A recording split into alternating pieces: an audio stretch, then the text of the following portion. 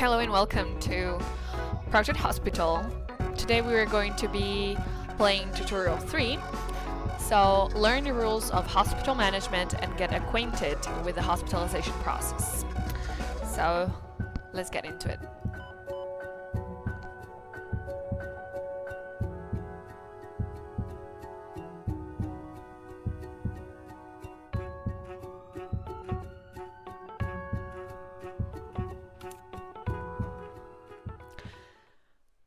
Hi boss, with all the diagnostics and building out of the way, we know that you have one more talent that may also need a little refreshment. Let's have a closer look at hospital management. We can start with department management. Go ahead and switch to department management mode. This mode gives you all the information about your selected department. It's assigned staff and rooms. It also acts as a checklist for making the department work. You can also choose who will be the chief doctor. Be careful with this selection, it can have a big effect on the overall productivity of your employees. I didn't mention this before. Like, the good boss trait is actually very important for this. Grayed out portraits are doctors from the other shift, but they can also be selected. Certainty level is an important setting for diagnostics at each department. It determines how careful the doctors are when selecting a final diagnosis and how diligently they look for hidden symptoms.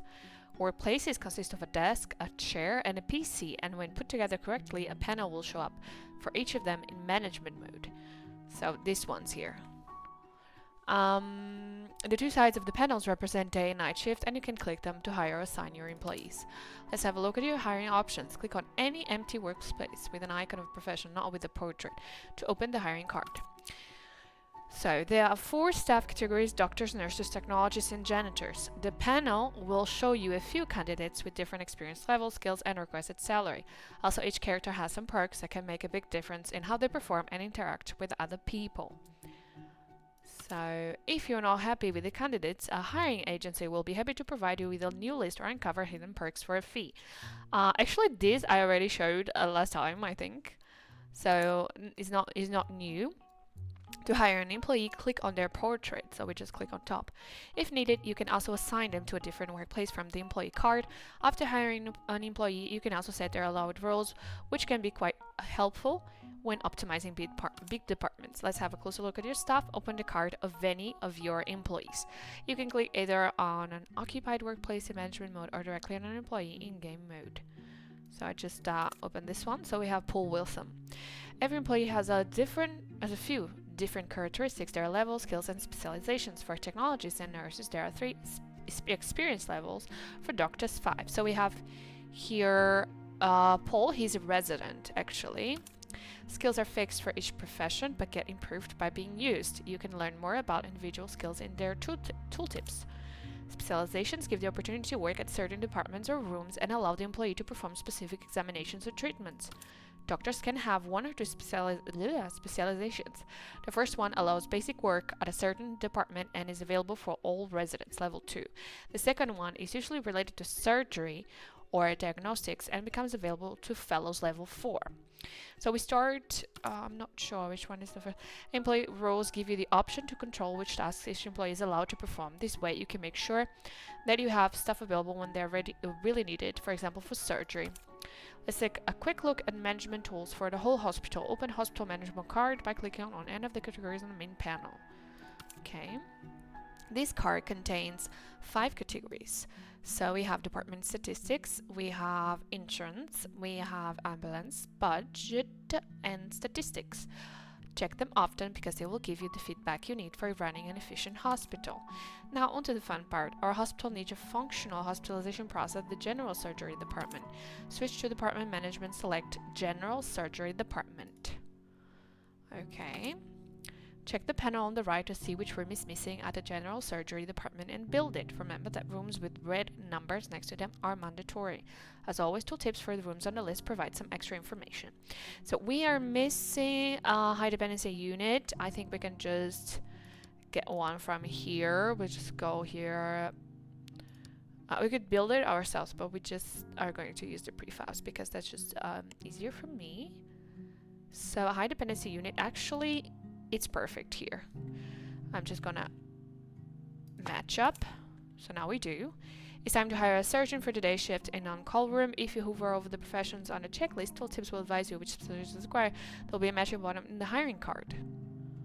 Okay, all of the red warning signs must be dealt with to make. Okay, so actually it is a little bit tricky, general surgery and the surgery team, because you have to have people available. You have to have people just available for surgery, and we're gonna have to like make some. For example, you can see that this Judy here, she's a specialist. She's an anesthesiology, and for that, for the where is it? The surgery team. I think you need 2 surgeons, if I'm not mistaken. I'm not sure. But yeah, you need 2 surgeons, 1 anesthesiologist, and 1 that assists surgery, I think.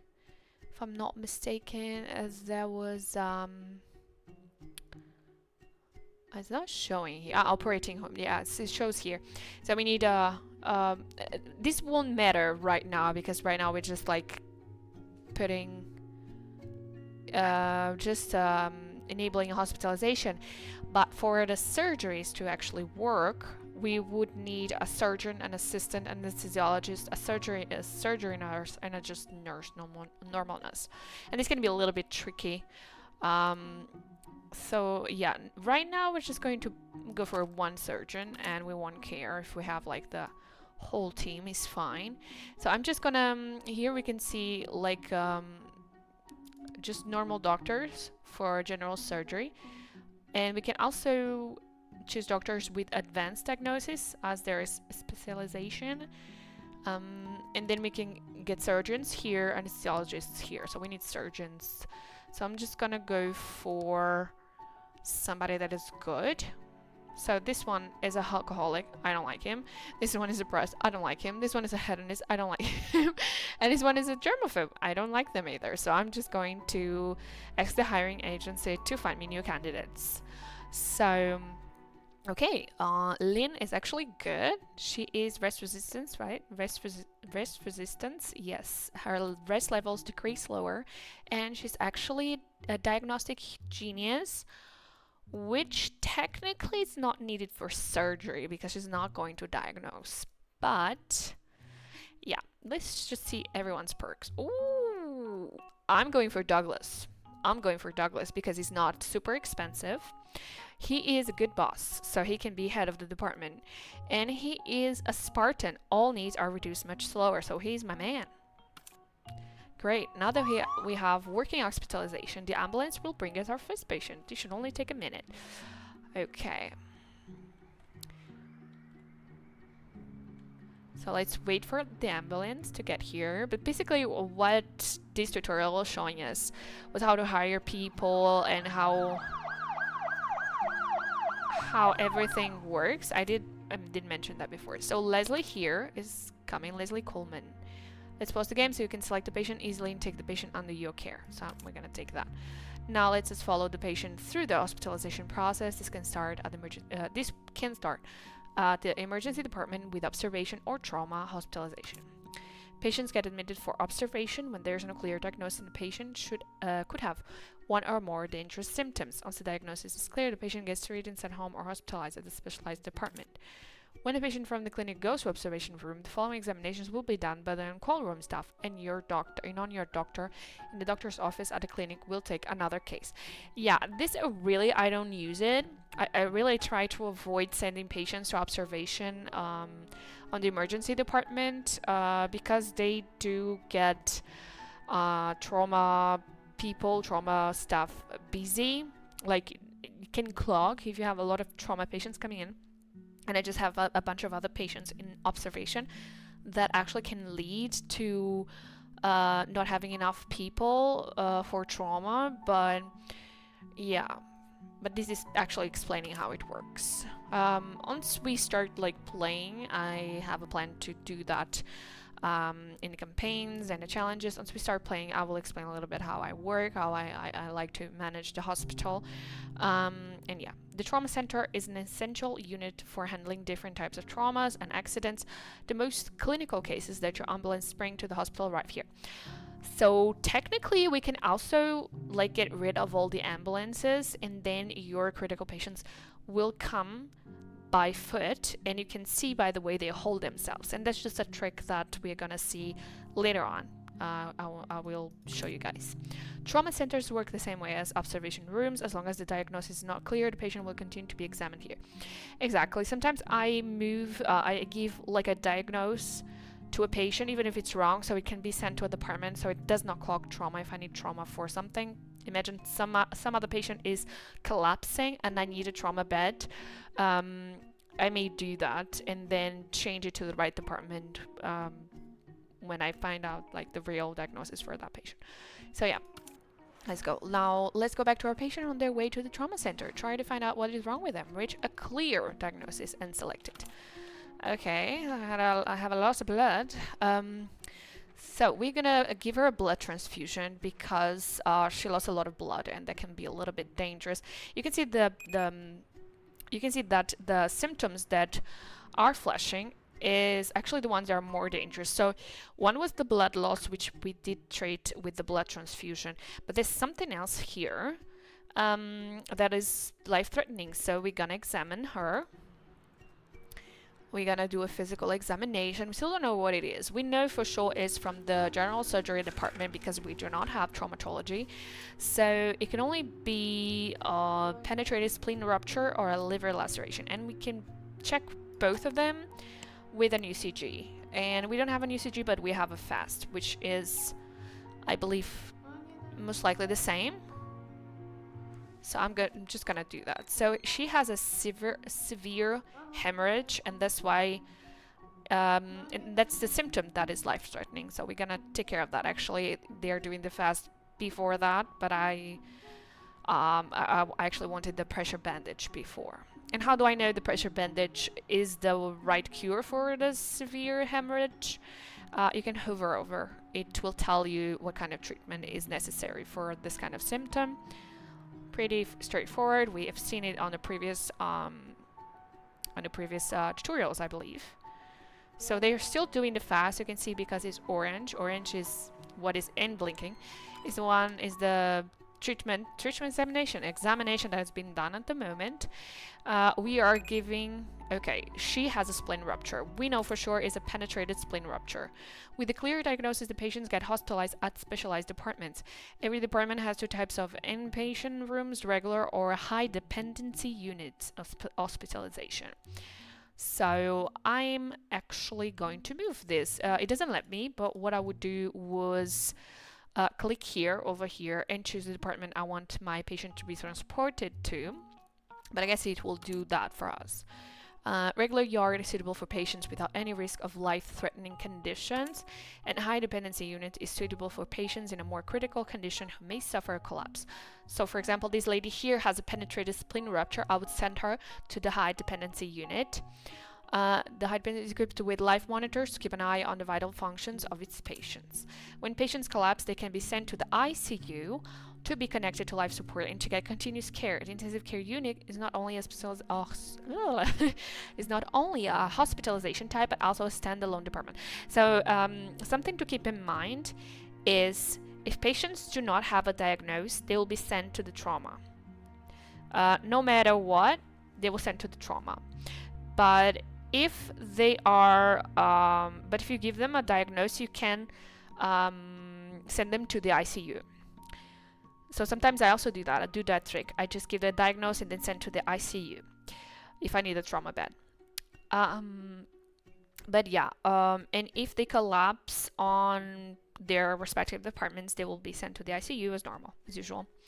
So if this girl was on a general surgery department and she started collapsing, she would be transferred to the ICU. It's just normal. So what's the next step for our patient? Let's switch department. Exactly like I mentioned before, I would switch department. check the tooltip on the diagnosis to see which department is capable of treating it and selecting it. So you just hover over and see which department we should send her. So she's going for the general service surgery department. Let's wait for our patient to be transferred to their room. The room is chosen based on the severity of the patient's symptoms. Tip: you can follow the patient by clicking on a hidden crosshair icon at the bottom left corner of the portrait. So this thing, we can just follow it. And I'm gonna choose abdominal surgery. Hopefully it does not spinning through. A nurse is coming to pick Leslie up. She's gonna be transferred to the high dependency unit. Hospitals work around the clock, and there are a few important times in the daily schedule. Doctors' rounds happen every morning when the doctors visit their patients and order additional examinations. Nurses check the patients regularly, more often at high dependency units and ICU. They can notice dangerous symptoms and notify the doctor so the patients get examined if their condition changes. Nurses also deliver meals and medicine forms in various forms as prescribed. And when everything goes horribly wrong, well, sometimes that happens even if you do everything right and patients will die. Note: death can be turned off in options. The patients will be transferred away instead. Treat our patients. Suppress all high hazard symptoms. Some may be still hidden. Notice some icons are pulsing. No, actually we already figured out everything. The patient might collapse and die if you don't order the correct treatment for these symptoms and for the diagnosis itself. So yeah, we just need to have surgery. Yeah, she's going to have surgery. She's going to be prepped now.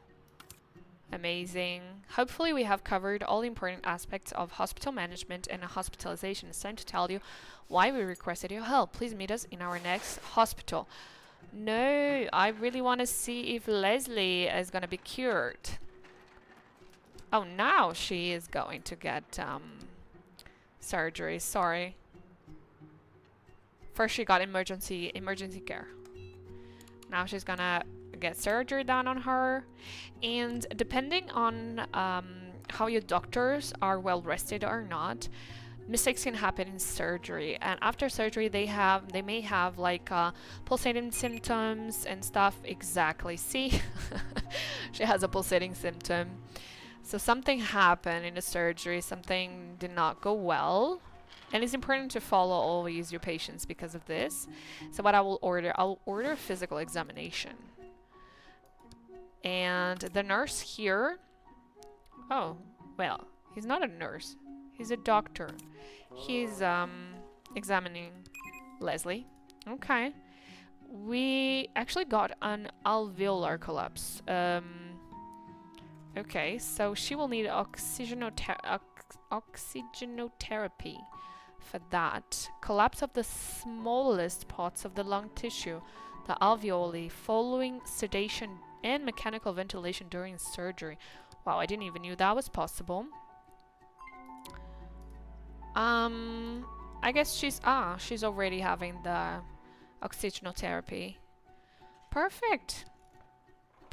We have cured Leslie. Leslie's fine. Nothing else is going to develop in the meantime because we uncovered all the symptoms, we gave all the treatments, so she will probably be at hospital until the next day and then be discharged, which is great.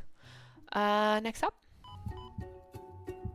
Oh, we actually completed. That was, I think, the fastest tutorial ever. So yeah, we finished with the tutorials. There are only 3.